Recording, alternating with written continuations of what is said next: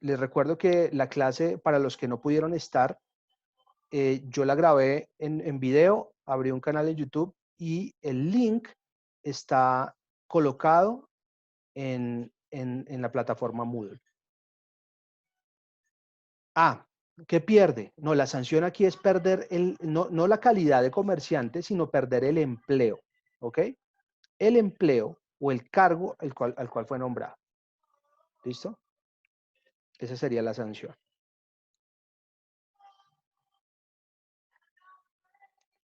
Ok. Hay un caso particular que son los funcionarios de la rama judicial.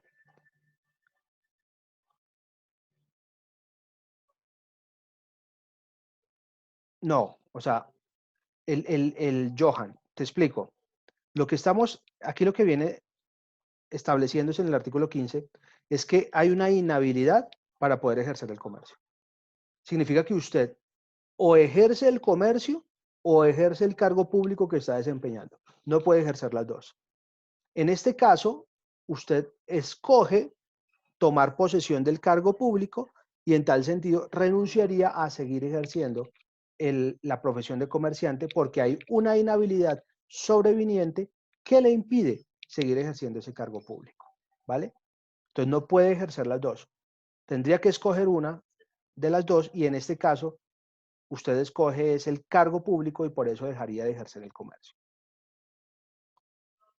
Eh, los funcionarios de la rama judicial, la ley estatutaria de administración de justicia textualmente establece la inhabilidad o una prohibición concreta y dice, prohibición a los funcionarios y empleados de la rama, ejercer el comercio o la industria personalmente o como gestor, asesor, empleado, funcionario o miembro o consejero de juntas, directorios o de cualquier organismo o entidad dedicada a la actividad lucrativa.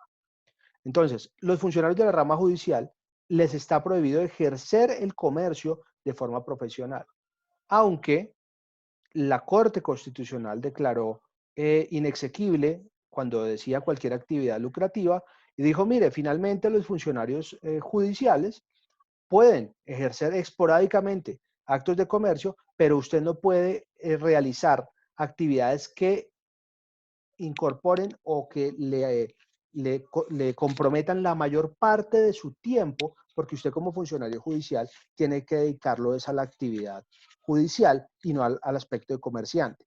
Por eso me decía, o dice la Corte en su momento, cualquier funcionario puede percibir unos ingresos complementarios, puede ser propietario de un inmueble que lo arrienda o publicar una obra literaria y ganarse una plata de ello, y eso está permitido.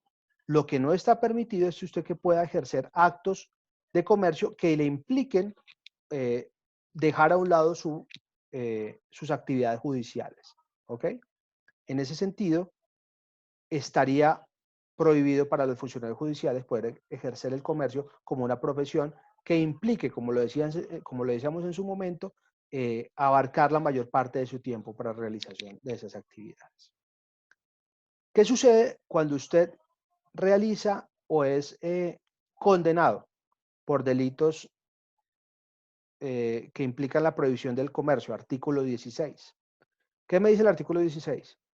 Siempre que se dicte sentencia condenatoria por delitos contra, en su momento era la propiedad, la fe pública, hoy se llaman el patrimonio económico, donde está el fraude mediante cheque, o delitos contra la economía nacional, la industria y el comercio, hoy son delitos contra el orden económico y social, donde está, por supuesto, la usurpación de marcas y patentes.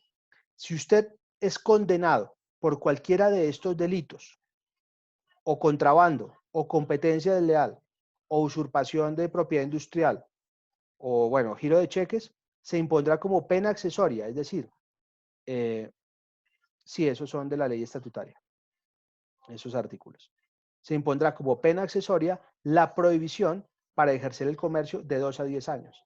Es decir, que usted, además de la condena privativa de la libertad, hay una pena accesoria que sería la prohibición para poder ejercer el comercio. Precisamente porque el comercio tiene relación directa con ese tipo de delitos que protege el Código Penal. Y en tal sentido usted quedaría inhabilitado para poder ejercer el comercio durante 2 a 10 años, dependiendo de la pena que imponga el juez respectivo. ¿Ok? Sí, reitero, esos son artículos de la ley estatutaria. Les digo el artículo concreto, es artículo 154, numeral 17. ¿Vale? Bueno. Bueno, finalmente el artículo 17 nos dice que la pérdida de calidad de comerciante por inhabilidades sobrevinientes, me dice que se perderá la calidad de comerciante por la incapacidad o inhabilidad sobreviniente para ejercer el comercio.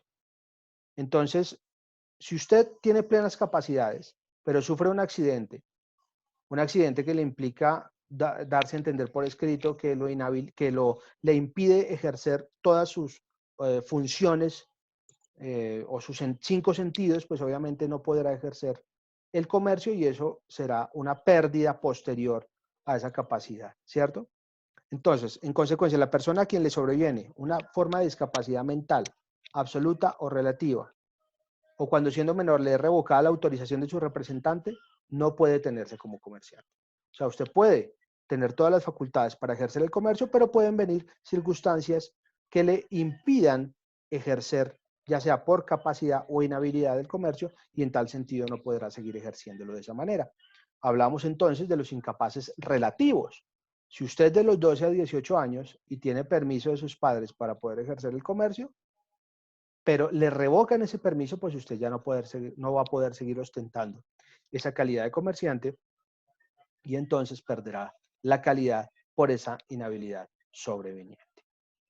O cuando, precisamente les decía, es sancionado por delito con pena de interdicción, aunque ya yo les he explicado a ustedes que la interdicción como tal, pues ya no existe, sino que se llama un proceso de personas de ayuda, etcétera, que vimos en su momento. Entonces, este era el tema que hablábamos. Con eso terminaríamos lo que tiene que ver con comerciante, sus obligaciones, etcétera. Y entraríamos a hablar de otro tema nuevo, que es el tema de los establecimientos de comercio. Entonces,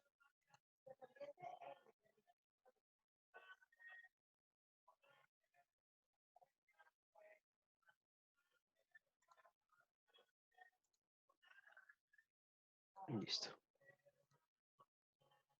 Bueno, entonces vamos a hablar de un tema nuevo, que es el establecimiento de comercio.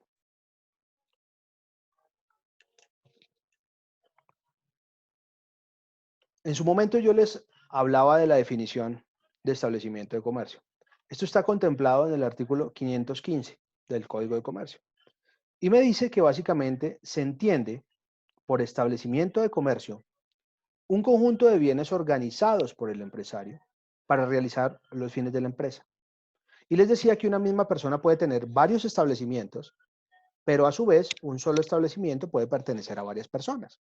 ¿Cuál es la esencia del establecimiento de comercio? Pues precisamente que usted pueda ejercer sus actividades empresariales. Y yo también les había comentado el concepto de empresa, que está definido en el artículo 25 del Código de Comercio, y decíamos que se entendía por empresa toda actividad económica organizada para producir, transformar, circular o administrar bienes o prestación de servicios. Cuando esta definición del Código de Comercio me dice que hay un conjunto de bienes organizados para realizar los fines de la empresa, me está diciendo que el establecimiento como tal son muchos bienes. Bienes puede estar compuesto por bienes muebles o bienes inmuebles, ¿cierto?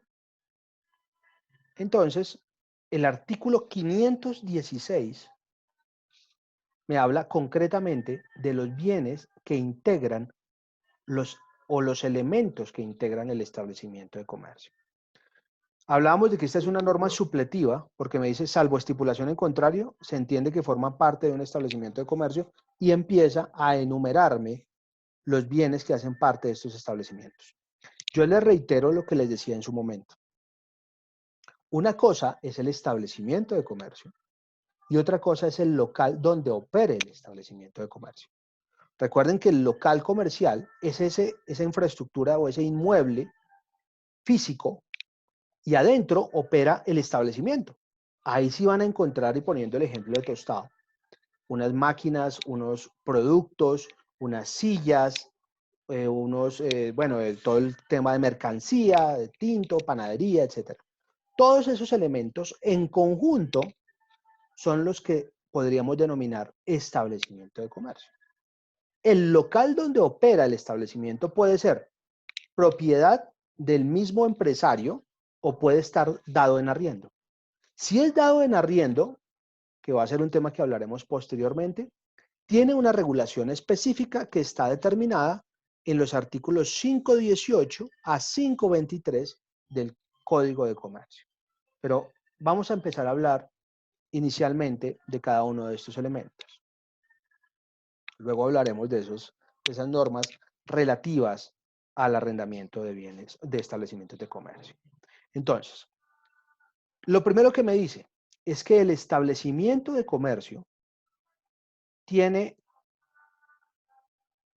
una enseña o nombre comercial y unas marcas de productos y servicios.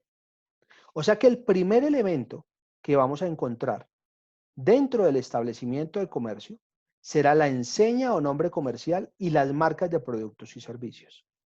Esto es lo que comúnmente se denomina signos distintivos. Yo voy a hacerles una explicación muy general para que sepan cuál es la diferencia entre el nombre comercial, la marca comercial y los derechos que se adquieren por el uso del uno o del otro. Entonces, cuando lo primero que me dice la ley es que el establecimiento está compuesto por la enseña o nombre comercial y además las marcas de productos y servicios. Me está hablando de dos conceptos diferentes. Uno, la enseña o nombre comercial que identifica, por supuesto, el establecimiento de comercio y las marcas de esos productos o servicios que tienen una regulación diferente. Entonces, de manera genérica, las marcas, los lemas comerciales, los nombres y las enseñas se denominan en términos generales signos distintivos. ¿Por qué distintivos? Porque sencillamente sirven para diferenciar a un empresario de otro empresario, ¿cierto? Por eso ahí vamos a encontrar diferentes categorías. Yo les pongo un ejemplo. El corral, aquí tengo el registro de Cámara de Comercio, tenemos que tiene un nombre. Este nombre, que acá podemos ver, dice IRCC Limitada, Industria de Restaurantes Casuales Limitada. Este nombre que ustedes ven acá no es un nombre comercial, porque usted cuando va a ir a comerse una hamburguesa no dice, oiga, vámonos a IRCC Limitada a comernos una hamburguesa porque no es atractivo para el consumidor. Entonces, esto es lo que se llamaría la razón social. Ya vamos a explicar. Pero esta empresa o esta sociedad, como vemos que es una sociedad limitada, tiene unos establecimientos de comercio inscritos. Y esos establecimientos tienen un nombre comercial que se diferencia de esa razón social. Aquí vemos que tiene matriculados, ahí sí, unos establecimientos específicos. Hamburguesas El Corral Titán Plaza. Beer Station. Hamburguesas El Corral Eso. Como se pueden dar cuenta, una cosa es el nombre comercial que identifica al empresario que produce o ofrece o comercializa el producto y otra cosa, la razón social. Pero entonces, ¿por qué? Porque la razón social, esa sí es la denominación legal y administrativa que diferencia ese empresario y por el cual fue creada, por ejemplo, esa sociedad de carácter limitado. Entonces, el nombre comercial, ¿para qué sirve? Para identificar al empresario que produce, ofrece o comercializa esos productos. Esta regulación, todo lo que tiene que ver con el nombre comercial, la enseña comercial, etcétera, está contemplado en la decisión 486 de la Comunidad Andina de Naciones, la CAN. La CAN, Colombia hace parte de la CAN y otros tantos países, Ecuador, Bolivia, Perú, ellos decidieron manejar una normativa común para todos los países. Significa esto que esta decisión 486 de la Comunidad Andina de Naciones aplica para todos los Estados miembros de la Comunidad Andina de Naciones y por eso se encuentra incorporado en nuestro Código de Comercio. Esta decisión 486 es la que regula absolutamente todo lo que tiene que ver con nombres y marcas comerciales. Entonces, este nombre comercial, como yo les ponía el ejemplo, Hamburguesas El Corral, de acuerdo a esta decisión, me dice que se entenderá por nombre comercial cualquier signo, lo que sea, que identifique una actividad económica o una empresa o un establecimiento mercantil. Entonces, puede constituir el nombre comercial de una empresa, su denominación social, su razón social o cualquier otra designación. O sea, si usted definitivamente también quiere ponerle de nombre comercial a su establecimiento IRCC, empresarios, lo que sea, es libre de hacerlo. Pero lo que hace el empresario normalmente es colocar un nombre que sea atractivo para el consumidor.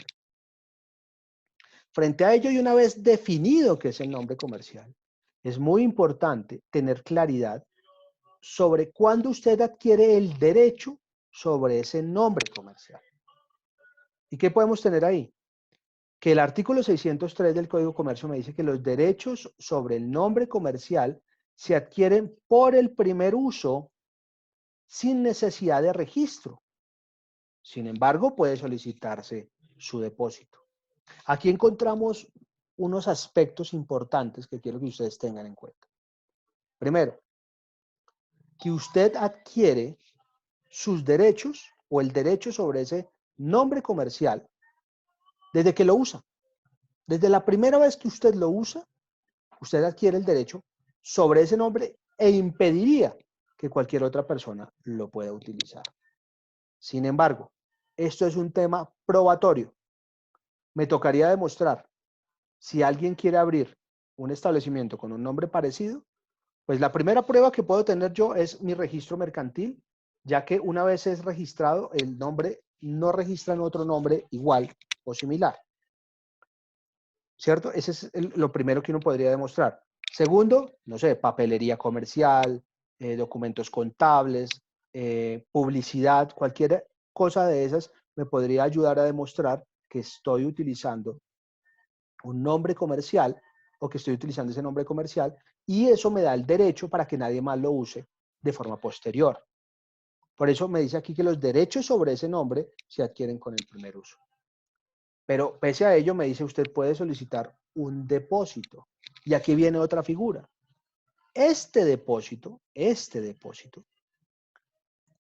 una inscripción que el comerciante hace voluntariamente en el Registro Público de Propiedad Industrial, que lo administra la Superintendencia de Industria y Comercio, y mediante el cual se constituye una presunción legal. ¿Ya se acuerdan que habíamos hablado de las presunciones legales?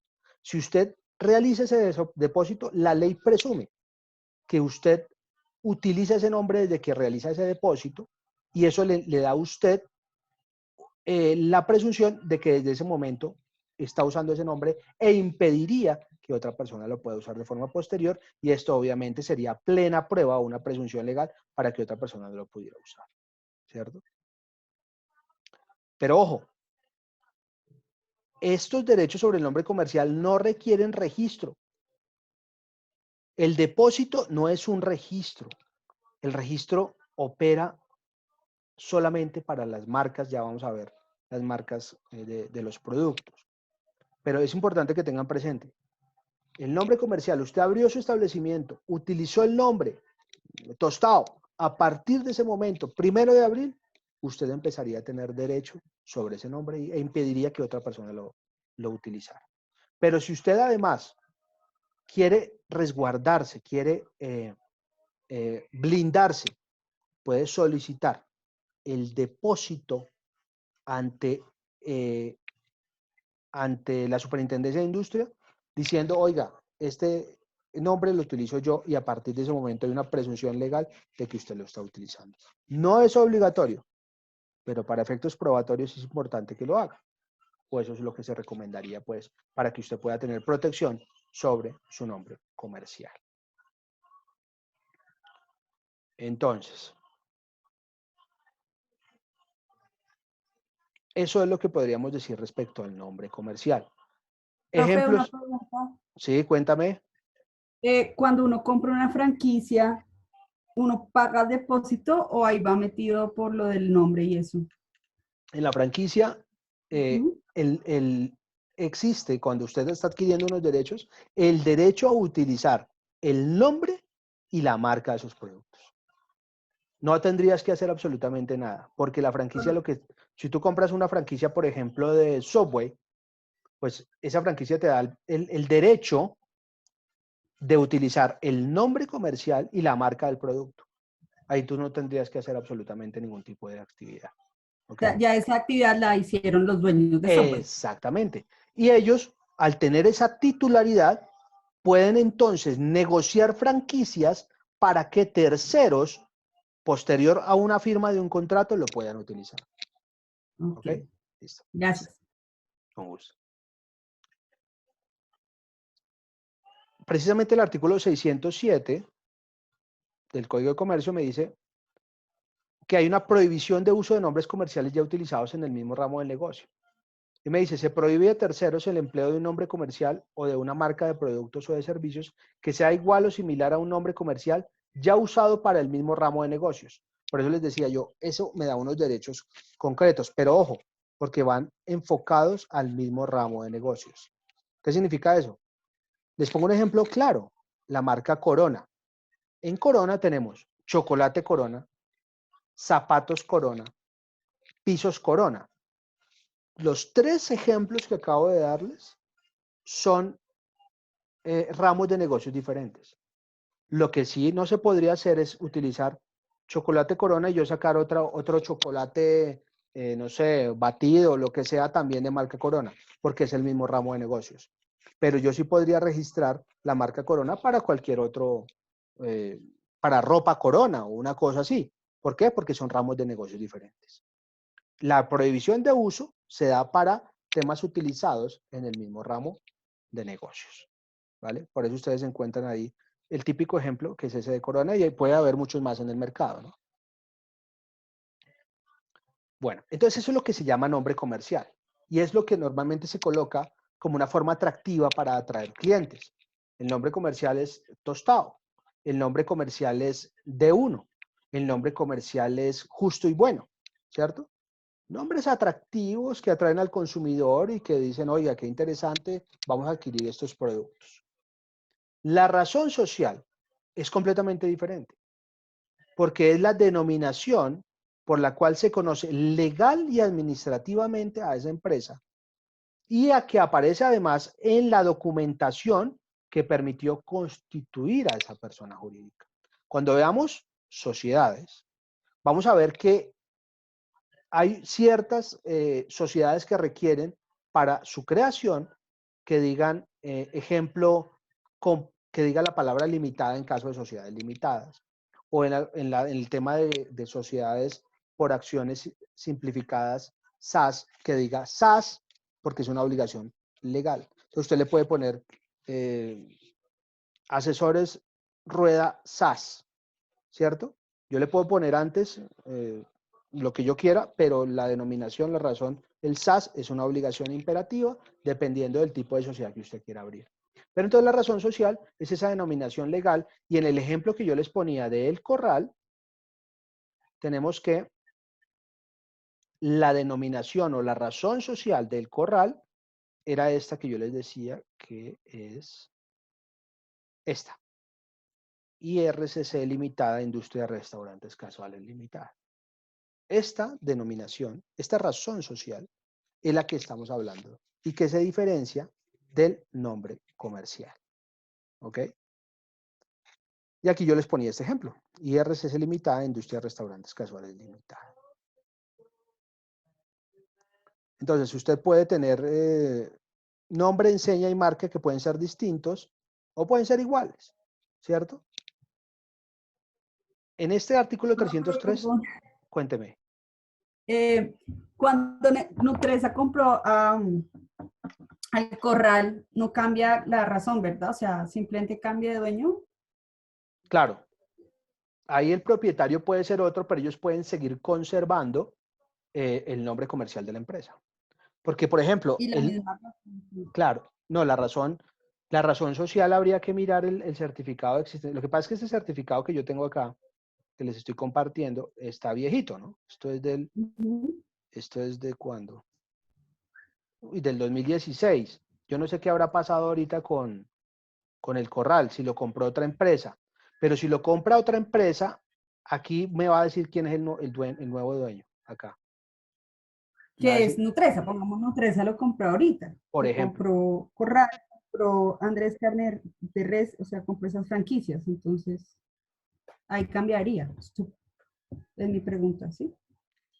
ojo, porque si lo que compró fue, o sea, tú sabes que la franquicia lo que me da es el derecho a utilizar, como te lo decía, el nombre y la marca de la empresa. Si compró esas franquicias, pues sencillamente el propietario sigue siendo el mismo, solo Pues, que otorgó permiso para que, ¿cómo? es que, perdón, lo que pasa es que yo tengo entendido que Nutresa compró todo lo que es Andrés y por eso existen las plazas de Andrés que vemos en los centros comerciales y compró el Corral y compró una cosa de las donas, que ahorita se me olvida el nombre, y ahora todo eso hace el mismo grupo, parte del mismo grupo, pero sin cambiarles los nombres. Ahí mi pregunta es esa, ¿ahí la cambiaría la razón social de esas cosas o siguen siendo igual o se ven como una franquicia o no sé? Veamos. Lo que pasa es que me tocaría investigar, aquí está. La empresa Nutresa anunció la incorporación del grupo El Corral a sus negocios y compró todas las acciones de la holding con sede en Panamá.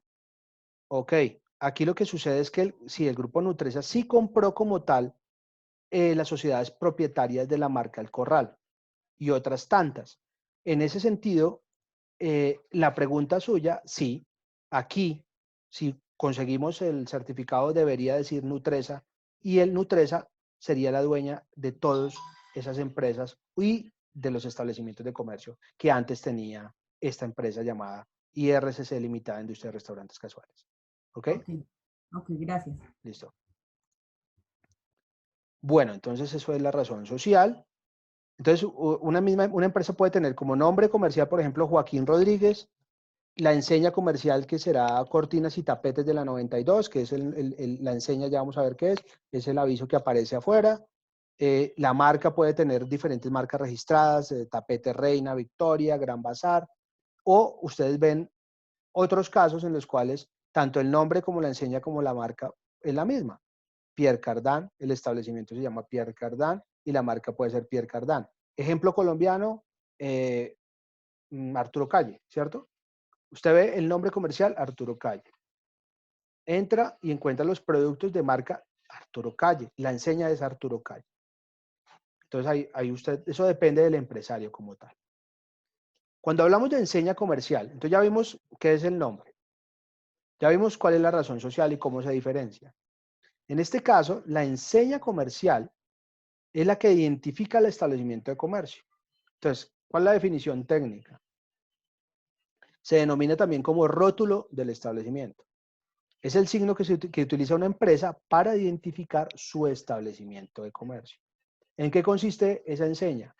Pueden ser palabras, letras, números, imágenes, colores, logotipos, todo lo que haga atractiva esa imagen para el público como tal.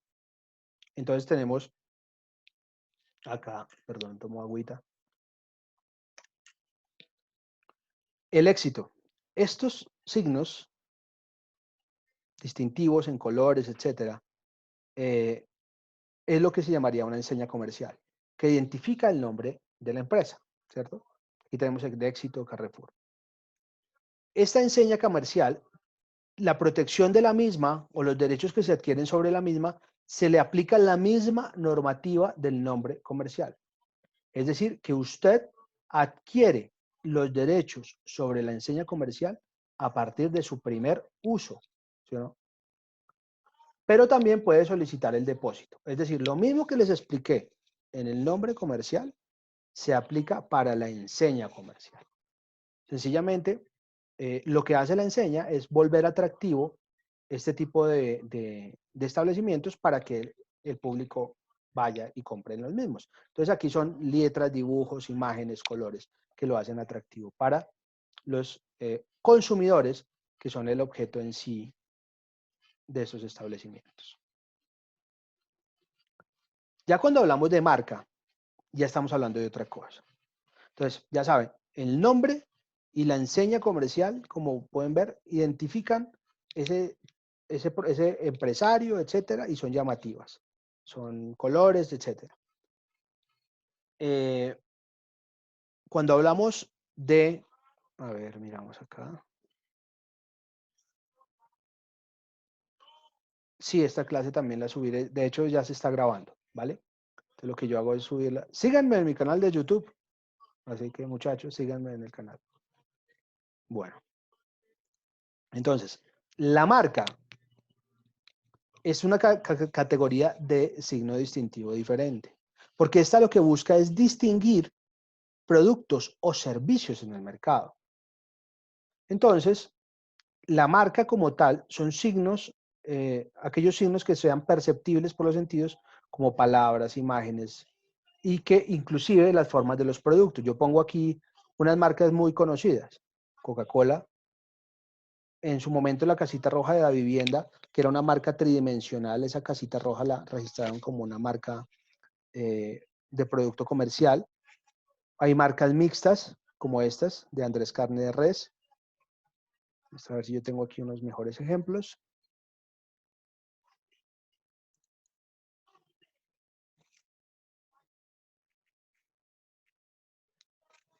Entonces,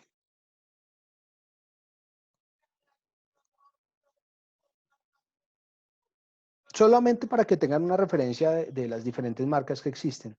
Hay unas marcas nominativas que son precisamente, se llaman nominativas porque utilizan una frase o palabra para identificar el producto. Y es cuando ustedes encuentran Adidas, Nike, y lo que se llama nominativa porque utilizan un nombre específico. Cuando hablamos de figurativas, consisten, por ejemplo, en una representación gráfica del signo, sin incluir expresiones, letras, palabras o frases. Y aquí encontramos, por ejemplo, el signo de Nike o de Apple, ¿cierto? Simplemente figuras. Mientras que el uno es nominativa, porque dice el nombre, la figurativa solamente tiene representaciones gráficas. Y las mixtas son una mezcla de ambas, es decir, de la nominativa y de la figurativa. Y aquí ya las encontramos juntas, ¿cierto? Entonces, Nike, encontramos el nombre, nominativa, y la figurativa. Apple, del mismo modo, o cuando en su momento sacaron Colombia es pasión. Y las tridimensionales. Entonces, aquí lo que se identifica el tema es alto, ancho y profundo, ¿cierto? La botella de Coca-Cola es una marca tridimensional. El chocolate Hershey's acá son marcas tridimensionales que también pueden ser registradas. O también tenemos las marcas sonoras.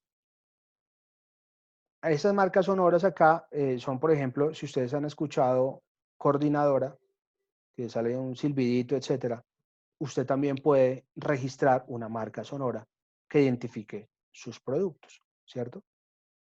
Entonces, usted tiene que obviamente establecer unos requisitos que establece la misma, el pentagrama, sonograma, etcétera, para identificar cómo es el sonido.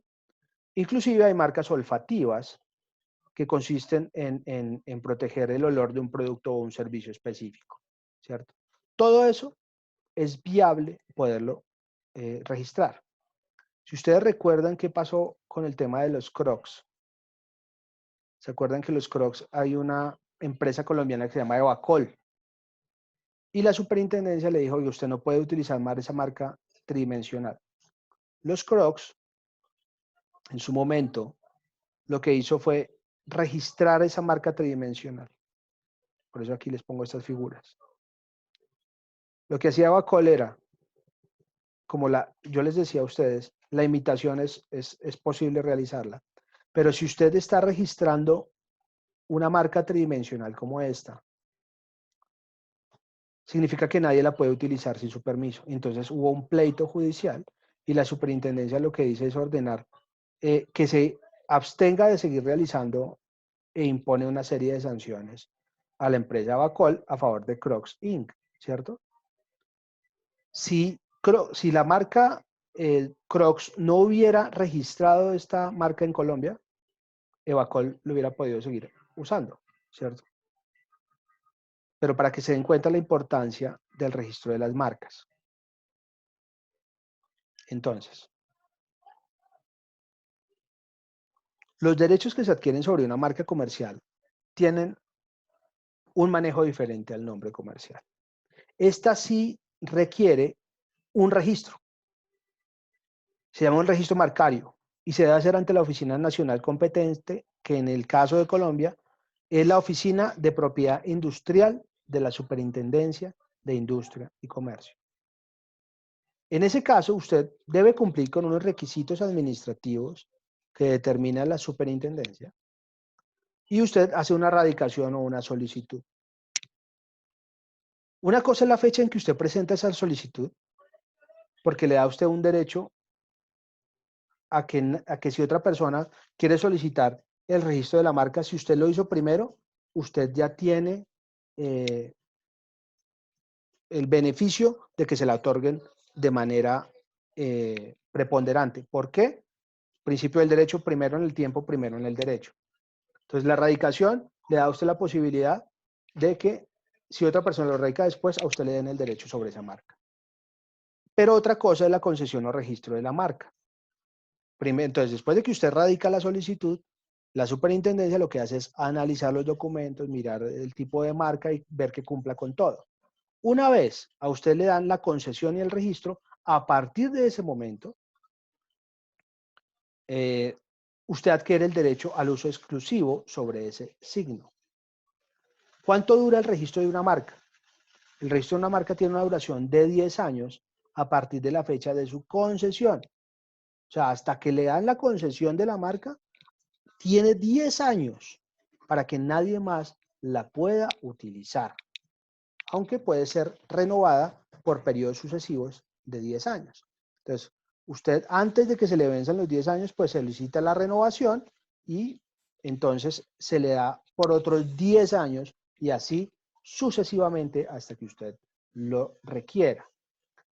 El derecho exclusivo de esa marca se adquiere por el registro, pero también usted lo puede perder por falta de uso durante los 3 años consecutivos a la fecha en que se inició una acción de cancelación que tiene que iniciar la persona que quiera quitarle a usted esa marca. Es decir, tiene que demostrar que usted no usa la marca por 3 años y que usted la quiere utilizar.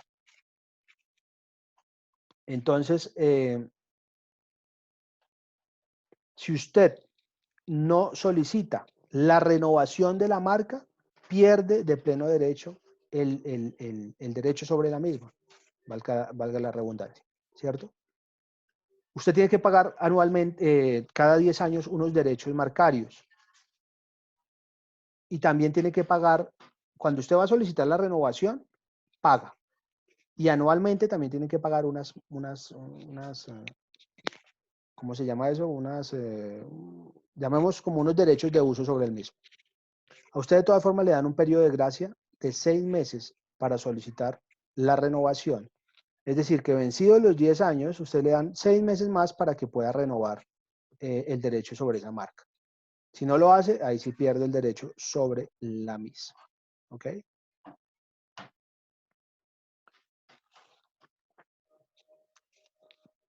Eso es lo que tiene que ver con marcas. El lema comercial tiene el mismo manejo de la marca. Es decir, usted también requiere solicitar el registro ante la Oficina de Propiedad Industrial de la Superintendencia de Industria y Comercio para que se le dé también una protección por un término de 10 años sobre la misma. ¿Cierto? ¿Qué es un lema comercial? Son lemas o palabras o leyendas que se utilizan como complemento de una marca. Temas conocidos, Johnny Walker, Keep Walking, ¿cierto? Y aparece la marca del whisky. O Bayer, si es Bayer, es buena. O colombiana, colombiana la nuestra, ¿se acuerdan? Todos esos son lemas comerciales. Y su manejo y protección son los mismos que se utilizan para las marcas comerciales. Entonces, resumiendo, el nombre comercial y la enseña comercial se manejan bajo la misma normativa y usted adquiere los derechos desde su primer uso. Sin embargo, puede solicitar su depósito. La marca comercial y el lema comercial requieren para su protección registro ante la Oficina de Propiedad Industrial de la Superintendencia de Industria y Comercio. Y se le otorga la posibilidad de que nadie más utilice ese lema o esa marca por un término de 10 años que son renovables en periodos consecutivos por el tiempo que usted lo desee. ¿Listo?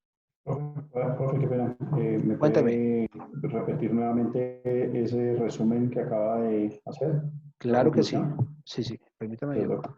cierro aquí esto que no sé qué pasó. Entonces, conclusión. Vamos a ver si yo puedo hacer aquí una cosa.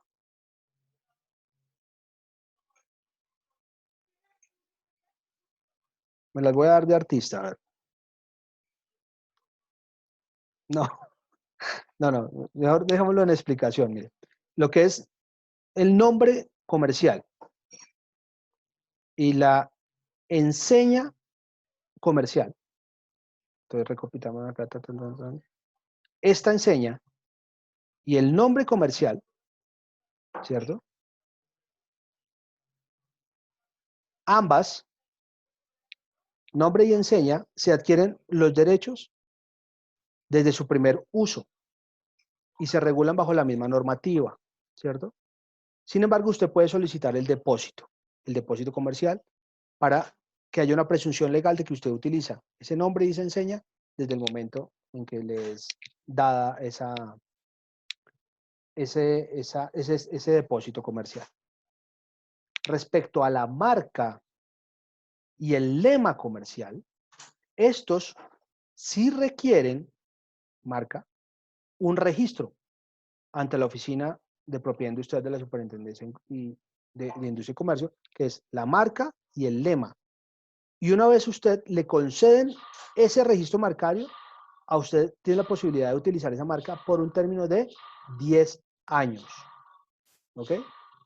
Por eso hay que diferenciar las dos circunstancias. El nombre y la enseña comercial, usted adquiere los derechos desde su primer uso. Mientras que la marca y el lema comercial requieren un registro y usted tiene el derecho de uso sobre el mismo por un término de 10 años. No sé si fui claro o más o menos. Sí, profe, para mí ya. Listo. Gracias. Ok. Si esto de la pizarrita, pues es chévere, pero es como complejo. Bueno. Finalmente, podríamos hablar de un tema que se llama las denominaciones de origen. Ustedes se han dado cuenta, bueno, ¿qué es la denominación de origen? Artículo 201. Se entiende por denominación de origen una indicación geográfica constituida por la denominación de un país, de una región o de un lugar determinado. Aquí lo que esta marca protege es el sitio donde es producido cierto bien o servicio. Ejemplo, quedó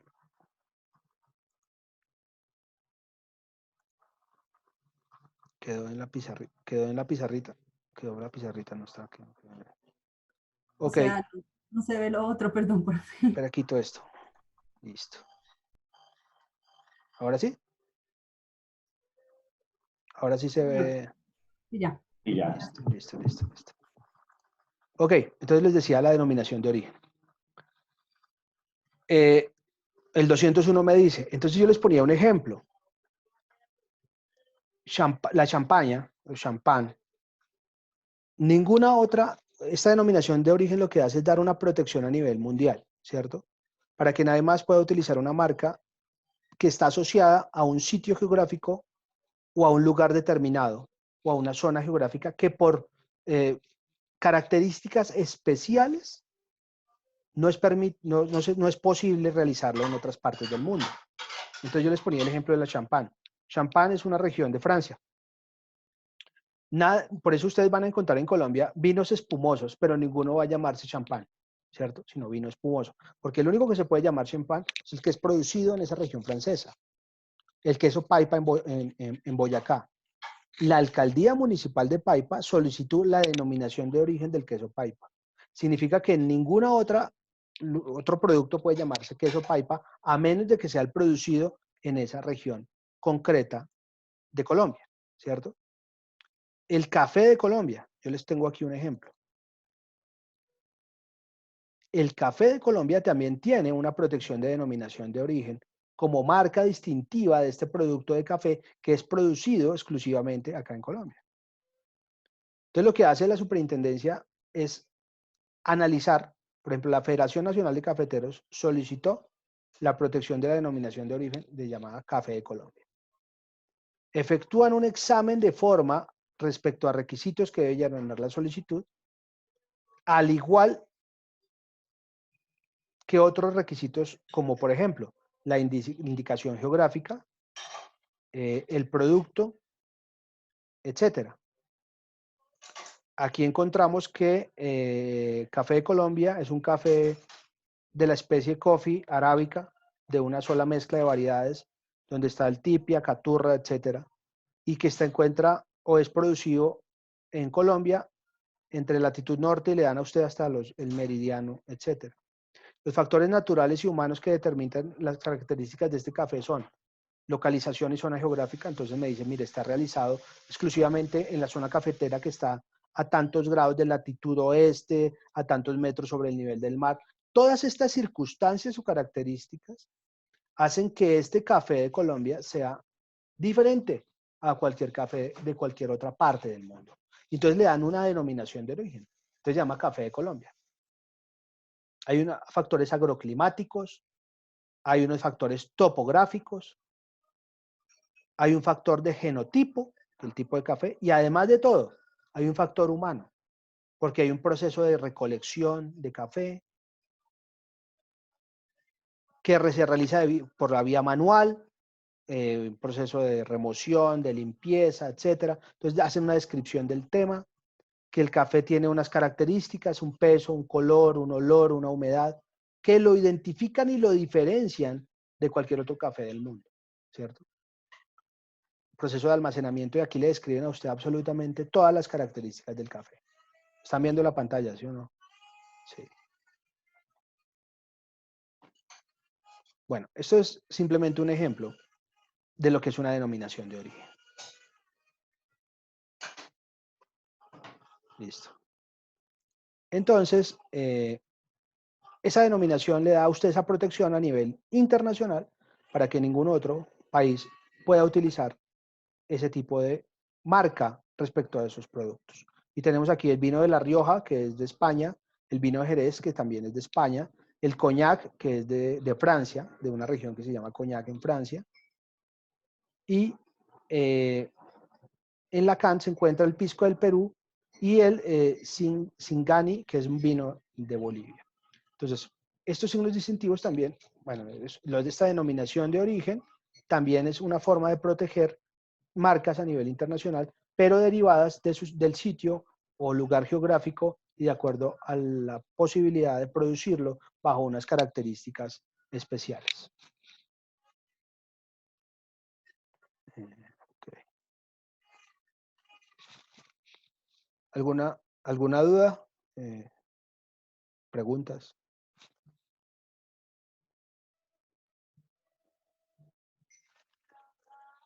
Bueno, perfecto.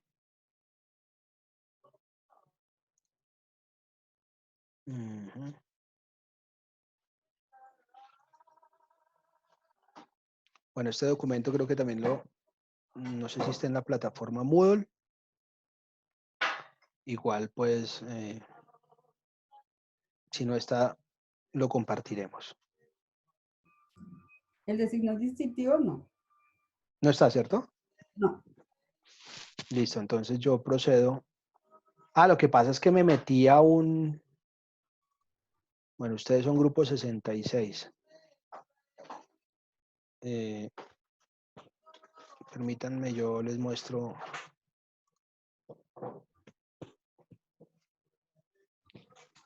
Lo que pasa es que, bueno, estábamos en el corte 2. Creo que... No, registro público todavía no. El 2. Corte 2.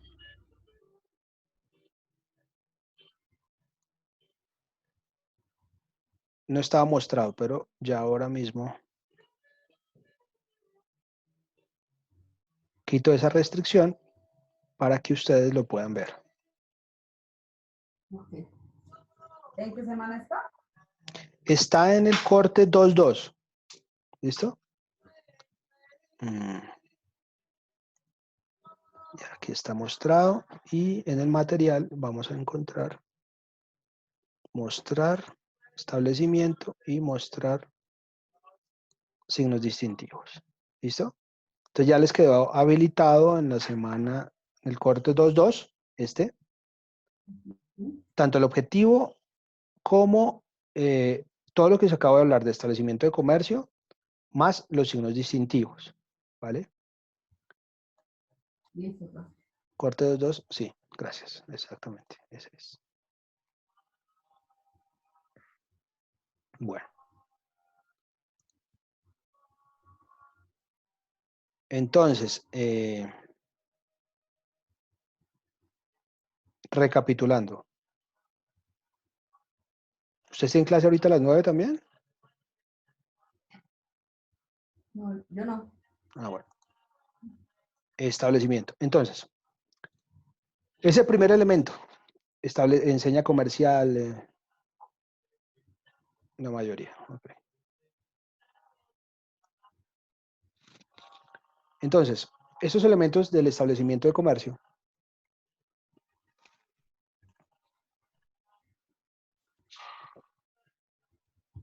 bueno, es el primer elemento del establecimiento. Entonces, lo primero que pertenece a ese establecimiento de comercio, la enseña, el nombre comercial, las marcas de sus productos y servicios. ¿Vale? En segunda instancia, tenemos los derechos del empresario sobre invenciones o creaciones industriales o artísticas que se utilizan en las actividades del establecimiento. En este caso, hablamos de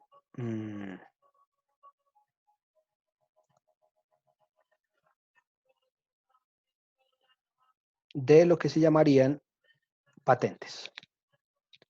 Esta explicación que voy a dar acerca de los derechos de propiedad industrial es una explicación genérica. No vamos a profundizar demasiado porque hay hasta una especialización al respecto. Este documento sí no lo he subido todavía, pero lo voy a subir. ¿Para qué? Para que lean y profundicen sobre el tema de patentes, ¿cierto? O sea, como les digo, no me voy a poner a profundizar demasiado, pero sí vamos a hablar de esos derechos que me dice acá el establecimiento cuando me dice los derechos del empresario sobre las invenciones o creaciones industriales. Cuando me dice que son derechos sobre invenciones, hace una remisión exclusiva al tema de patentes, ¿cierto? ¿Qué es una patente? La patente es un privilegio que le otorga el Estado a un inventor como reconocimiento de la inversión y esfuerzos para llegar a una invención que aporta una solución técnica a la humanidad. Es decir, usted se demora un resto tratando de inventar algo que va a favorecer y va a ayudar a la humanidad. Y lo que hace el Estado es decirle a usted, como contraprestación le doy la oportunidad o posibilidad de que usted sea el único exclusivo en explotar ese tipo de producto, no de invención, durante un término de tiempo específico. ¿Cuánto es el término específico? 20 años, ¿cierto? Entonces, si usted en desarrollo de ese establecimiento de comercio realiza la invención o hace un nuevo invento, mejor dicho, usted va y tiene que cumplir con unos requisitos que son, por ejemplo, que sea novedoso, que no exista a nivel mundial, que tenga un nivel inventivo, o sea, que no haya sido producto de algo obvio para alguien experto en el tema, y por último, que pueda ser utilizado o fabricado en cualquier industria, porque eso tiene que tener una aplicación industrial. Les pongo un ejemplo, los ventiladores eléctricos fueron objeto de patente en su momento, no existían a nivel mundial, no fue un desarrollo obvio para un experto en la materia y tenía una aplicación industrial. Usted lo podía producir industrialmente para ser comercializado de forma posterior. Entonces, hay unos requisitos que la ley establece.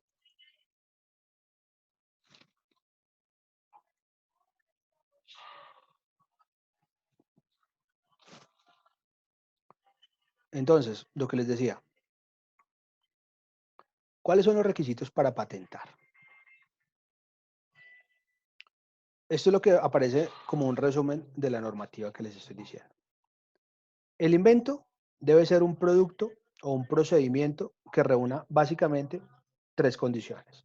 ¿Están viendo la presentación, cierto? Sí, profe. Listo, listo. Entonces, tiene que cumplir 3 requisitos para que usted pueda patentar un invento. Primero, que sea nueva o novedosa. Se entiende que es nueva cuando no está comprendido en el estado de la técnica. El estado de la técnica es una frase que utiliza la norma o la ley para establecer todo lo que haya sido accesible al público por una descripción escrita u oral. Es decir, toda la información que exista de ese producto o de ese invento a nivel mundial es lo que se llamaría el estado de la técnica. Entonces, se considera nueva cuando no está comprendido en ese estado, es decir, no ha sido objeto de acceso público ni por una descripción oral o por una descripción escrita a nivel mundial, ¿cierto? Antes de la presentación de esa solicitud de patente. Eso es el primer requisito, que sea nueva, que no esté en el estado de la técnica. En segunda instancia, que tenga un nivel inventivo. De acuerdo al artículo 18, se considera que una invención tiene nivel inventivo si para una persona del oficio, normalmente versada en la materia, esa invención no hubiese resultado obvia ni se hubiese derivado de manera evidente del estado de la técnica. Entonces, ahí toca acompañarse de expertos que manejen ese tipo de inventos o de materiales o de lo que sea, en lo cual se pueda determinar que esto no fue un resultado obvio o que ese nivel inventivo no es simplemente, por ejemplo, coger y ponerle a un elemento un aditamento para decir es un invento nuevo. Tiene que ser algo completamente novedoso y que tenga un nivel inventivo que no sea una derivación obvia de lo que ya estuviera inventado, por ejemplo. Entonces aquí les pondremos un ejemplo. La invención no resulta obvia ni se hubiese derivado de manera evidente del estado de la técnica. Aquí vemos diferentes tipos de bicicletas, ¿cierto?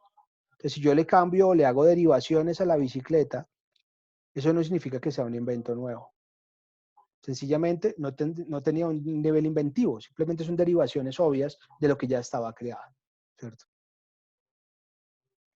Y en tercer lugar, que sean susceptibles de aplicación industrial.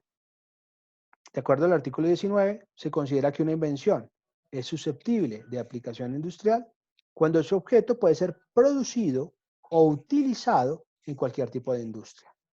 Por ejemplo, a cualquier actividad productiva, incluida la de servicios. Entonces, básicamente, usted puede producir una bicicleta a nivel industrial y comercializarla de esa manera. Esos 3 requisitos tienen que estar cumplidos para que el producto pueda ser patentado. Entonces, yo ponía aquí un ejemplo en su momento, el sacacorcho. En su momento no existía a nivel mundial. Las botellas con corcho no se pueden destapar de forma fácil por sí mismas, o sea, tenían un nivel inventivo, no era una aplicación obvia de la tapa que se pudiera destapar así, y se podía producir industrialmente. Por ejemplo, este sacacorcho, la primera patente Fue registrada en 1795 por un inglés quien inventó el aparato en forma de T, un tornillo sujeto de forma perpendicular a una asa de madera que facilitaba la extracción del tapón.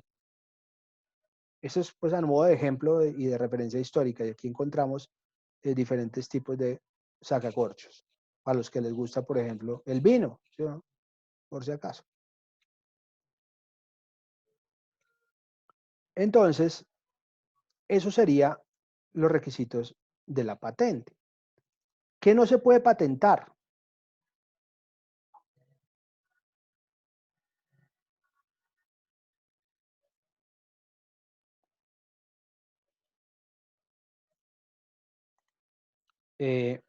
No se pueden patentar, de acuerdo al artículo 15 y 20 de la edición 486, los programas de ordenadores de software, ¿cierto? Usted no puede ir a patentar un software, etcétera, Word o lo que sea, no es objeto de patente, sino derechos de autor, ¿ok? Los métodos matemáticos. O sea, ay, que mire, yo creé un nuevo método matemático que me permite sacar ecuaciones de forma más fácil, tampoco es patentable. Las reglas de los juegos, tampoco es viable patentarla. Por ejemplo, las reglas del parqués, del uno, etcétera, eso no se puede patentar. Los libros, como les decía, los libros tienen una protección diferente derivada de los derechos de autor, ¿cierto? Donde usted le dan donde usted tiene unos derechos morales y unos derechos patrimoniales. Los derechos morales, eh, son perpetuos, es decir, la autoría de un libro la va a tener usted por siempre, pero usted también tiene la posibilidad de vender esos libros y eso se llaman derechos patrimoniales. Y eso tiene entonces una protección diferente, ¿ok? Por eso los libros tampoco son patentables. Y los seres vivos como se encuentran en la naturaleza. Si usted encuentra una nueva raza de perro o una rana o lo que sea, tampoco es posible patentarlo. O si usted encuentra o descubre un nuevo planeta, no se puede patentar. Los métodos quirúrgicos tampoco se pueden patentar. Aquí pongo un ejemplo, que son la ligadura de trompas. Ahí está. No son patentables, ¿cierto? En reglas, en términos generales, eso es lo que es una patente. Ajá. Obviamente acá está muchísimo más discriminado el tema. Pero lo que me interesa que sepan es que si usted hace un descubrimiento, lo puede patentar por un término de 20 años. Después de los 20 años, ¿qué sucede con esa patente? Pasa a manos de la humanidad. Significa que usted ya no puede seguir explotándola. O sea, que usted lo puede seguir explotando, pero usted no tiene la exclusividad sobre ese invento. Pasa a beneficio de la humanidad. ¿Por qué? Porque la idea es que la humanidad se pueda beneficiar de ese tipo de elementos. ¿Okay? En Colombia hay muchas patentes. Hay un gel antibacterial cosmético y dermatológico que funciona para eliminar bacterias y tratar dermatitis y heridas. Entonces, una cosa es un gel antibacterial normal y otra que tenga un uso cosmético y dermatológico, ¿cierto? Y bueno, aquí hay otra serie de ejemplos derivados de la misma. Si usted no explota su patente durante 3 años, la superintendencia puede conceder licencias obligatorias a terceros para que ellos sí las utilicen. ¿Ok? Cada año usted debe pagar unas anualidades, que son unas tasas que debe pagar para que la patente se mantenga vigente. Si usted no la paga, pierde los derechos sobre la misma, lo que implicaría que cualquier persona podría utilizar ese tipo de producto o de invento, mejor, o su uso o comercialización, ¿vale? Bueno, ¿cómo vamos hasta ahí, señores? ¿Todo bien? Bien, profe. Bien, Listo. profe. Bien, bien, profe. Excelente, así me gusta. Entonces,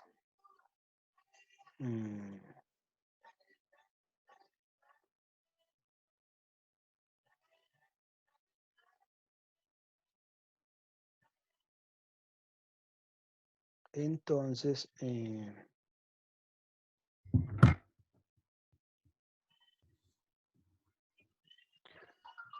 una cosa es la patente y otra los modelos de utilidad.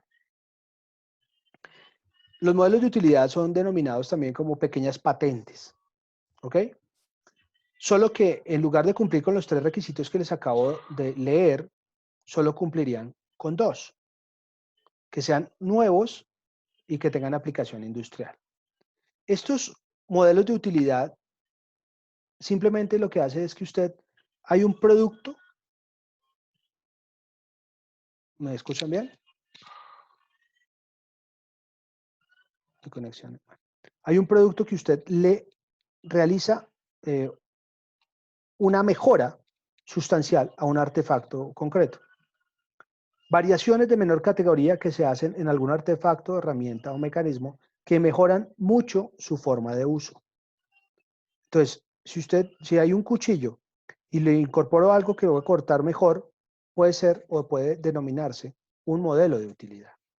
La diferencia entre el modelo de utilidad y la patente es que mientras la patente le da a usted un término de protección de 20 años, en el modelo de utilidad solo se le dan 10, porque precisamente simplemente son variaciones de algo que ya estaba previamente realizado.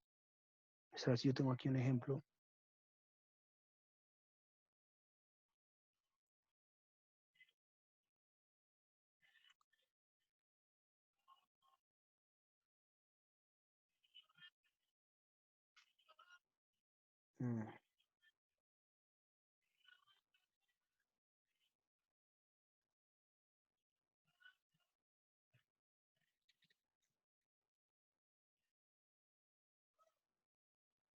Bueno, aquí tenemos un ejemplo gráfico.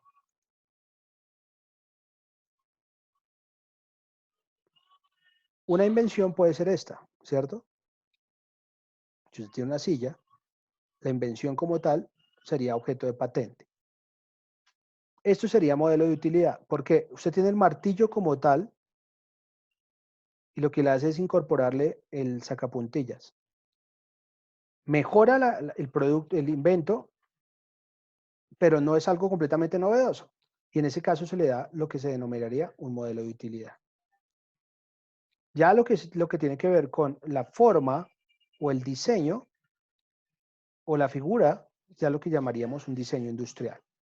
Por ejemplo, esto es un tema de modelo de utilidad. Este elemento que ayuda a destapar una lata, por ejemplo. Y el diseño industrial lo que hace es sencillamente incorporar aspectos atractivos o novedosos a elementos que ya existen. Por ejemplo, estas memorias USB, como ustedes pueden darse cuenta, aquí no se, la memoria sería un invento, pero el diseño industrial es lo que la hace atractiva para el público como tal y tiene una protección diferente. Esto es diseño industrial. Diseño industrial.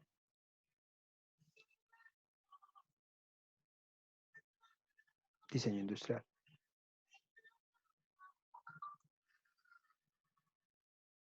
Entonces, estos diseños industriales consisten en combinaciones de colores, formas de presentación, y entonces usted puede registrar un diseño industrial y también tiene una protección de 10 años no renovables, contados a partir de la fecha de solicitud. Ejemplo, en los juegos de mesa, usted puede registrar el diseño del parqués, por ejemplo, tablero y fichas. O un diseño industrial típico es la forma, por ejemplo, de las servilletas, que ustedes ven que tienen ositos o cosas de esas, eso se puede registrar como diseño industrial también. Y tiene una protección diferente que es de 10 años. Cualquiera de esos son lo que denominaríamos derechos del empresario sobre invenciones, creaciones artísticas que se utilicen en esas actividades de establecimiento.